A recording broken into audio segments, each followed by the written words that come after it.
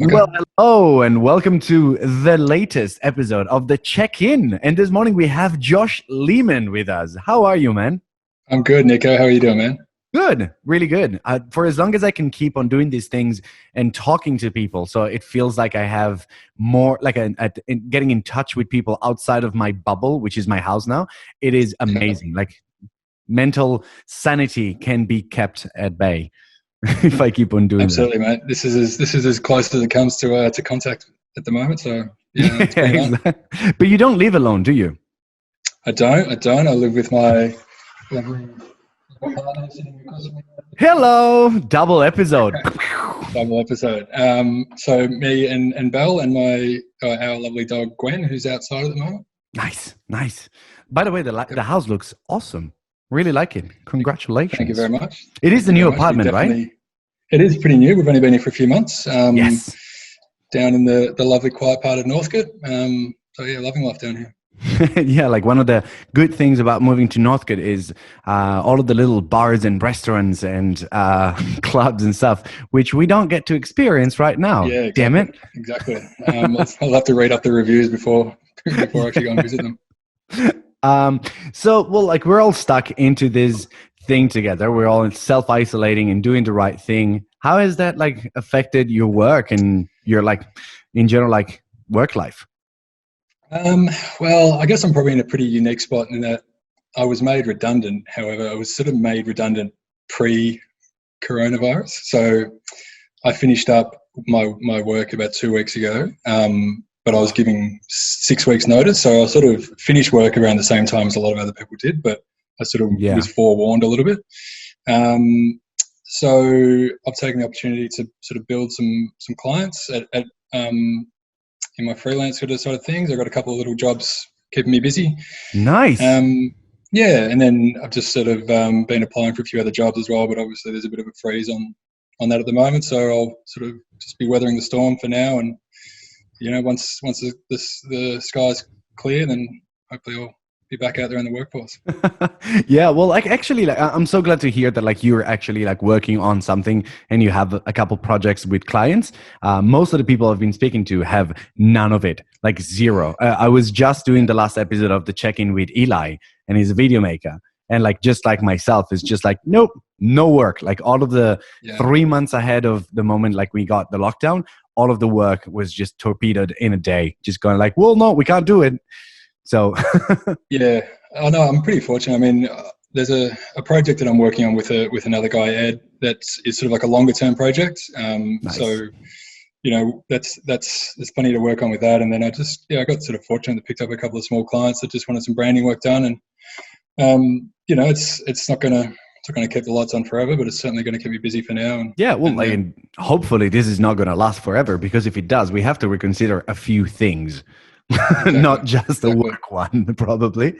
That's great. So, like, is Manufacturing that toilet paper? yeah? First and foremost, toilet paper for sure. Like I don't know. Like I started reading about like reusable cloth toilet paper, and it feels like it came around at the right time, kind of thing. But it's not very I read a popular. I story the don't other see day. people getting behind it very easily. No, I read a story the other day about a family that hasn't used toilet paper for 5 years, and they have pieces of flannel that they just sort of sit next to their toilet, and then at the end of the week they put all the flannel into the wash and wash it. So that's a little bit too far, I think. Wow. Okay. Yeah, It's quite intense. Well, all yeah, along the exactly. Japanese had it right with toilets that like squirt things up and all of that. I was Bum guns. telling my Italian family that I think that I'm in Australia right the moment where everyone will develop a bidet here as well. Yeah, People kind of go like, you know what? Those French guys, they didn't have a bad idea. We might get this behind them a little bit. this is what it took to finally get us to embrace bidet culture. Yeah, exactly. What about like creativity? Are you doing something to keep like creative, to keep like your creative muscles flexing? Sorry. Look, there's a couple of little sort of podcast things and video things that I'm sort of keeping an eye on, sort of YouTube channels and things like that. But I've actually been sort of fairly busy with this work that's coming on, so I'm sort of finding myself working probably longer hours than normally would. So sort of Nice. working into the night and stuff as well. And that's, creative stuff as well. So I sort of feel like I'm getting my fix that way. And there's this long sort of standing project of my website that is moving at a glacial pace. That's sort of whenever I need to do anything sort of like a bit of a creative outlet, I sort of dive back into that and, make some animations or something kind of look cool for 5 or 10 minutes and then back to the real work. Can you tell me whether your profile picture on the website is still the GIF of you carrying the things down the stairs? Because that is, I swear to God, one of the funniest things I've ever seen in my life, and it seemed to like never leave my brain. Every now and then I catch myself like giggling, thinking about that. It's too funny. It's too good. It is good. It is good. It was good. It was, me falling down some stairs carrying chairs. It was, and just brushing it off and going and leaving. That was amazing. Well, you got to look good. Even when you're falling, you still got to look good, Nico. Well, one of the things that I've been asking everyone is, due to like the self-isolation, being in lockdown and not being able to like leave and go outside and have all of these restrictions, some people started implementing some little changes that are necessary now, but that then later found out that it's something that they want to keep in their life. For me, for example, it was cooking. I've always liked cooking, but I've never enjoyed cooking for myself. And all of a sudden, boom, now I'm cooking like a crazy person, like every meal, all the time, super excited, going for recipes and stuff. And it's something that I want to keep in my life. Did something like that happen for you as well?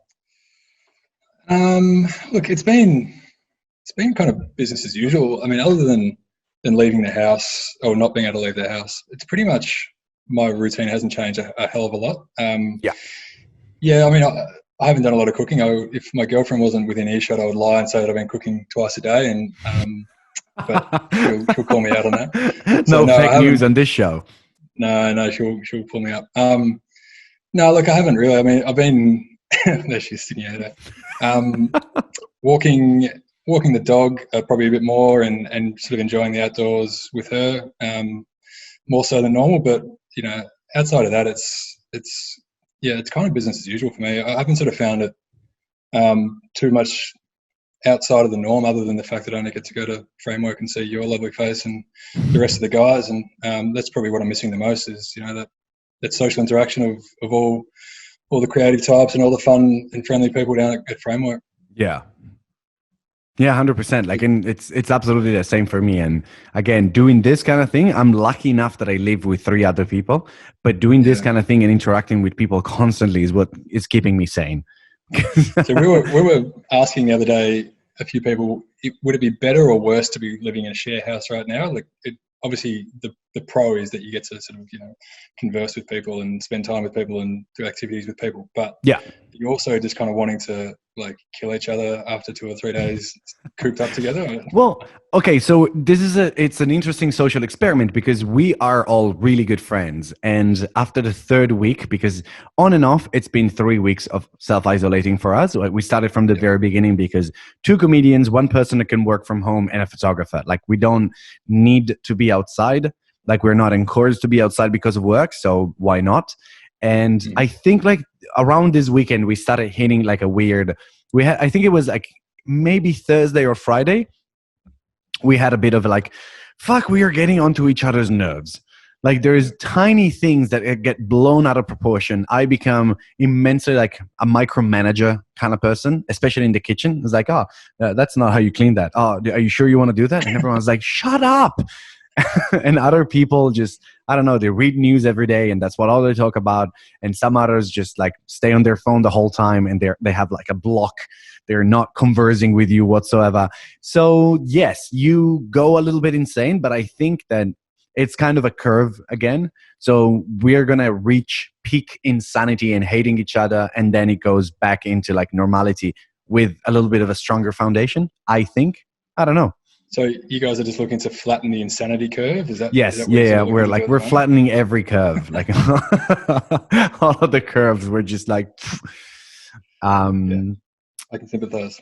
Great. And especially like I think that having a dog, like in your situation, is a gigantic help. To give you an idea, there is a cafe next door to our house. It's maybe 50 meters from our door. and it's not a great cafe. Like it changed ownership recently. New people are kind of like, not too funny, not too like happy to see customers kind of thing, and then they got hit straight away by coronavirus, so like problematic and stuff. But there is a dog, there is a cafe dog, and so like we go religiously like almost every morning to buy this like okay cafe just to pet the dog. Like it's another thing that like we just cannot take our hands off. And Man, yeah, I would yeah, very 100%. much like to have one at home. Yeah, we've been saying, like, we only got Gwen 3 months ago when we moved into this house, and we're like, so glad we did, because she's keeping us sane. She's acting as the referee on our little arguments and disagreements, so which is good. Does she have like little flags with your names on her does, paws? And she just points. She's usually pointing the opposite way. No, she's been great. She's super affectionate, so she helps relieve the boredom, and also getting out of the house and taking her for a walk sort of makes you gives you half an hour of exercise. Yeah, pretty good. Think about this in Italy.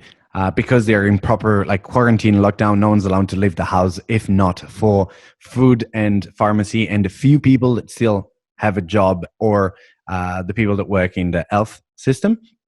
Yeah. One of the only reasons why you were allowed to leave was walking the dog. And so people started lending each other dogs. Yeah. So like in a series of flats, there would be like one person with a dog, and like someone would say like, oh, can I walk your dog at 9 a.m.? Can I walk that dog at like 9:30? Can someone walk? And so you would see images of like these dogs like completely super tired. They just like didn't want to walk anymore. It's like, this is the third time this morning. Yeah. I saw a video, I think it was in Spain or maybe it was Italy, of somebody walking like a fake dog, like a stuffed dog. Just put like wheels on its feet, and the police called him and told him to get back inside. I thought it was pretty funny. I don't know why, but I kind of hope it's Italy, because it really does feel like something Italians would do.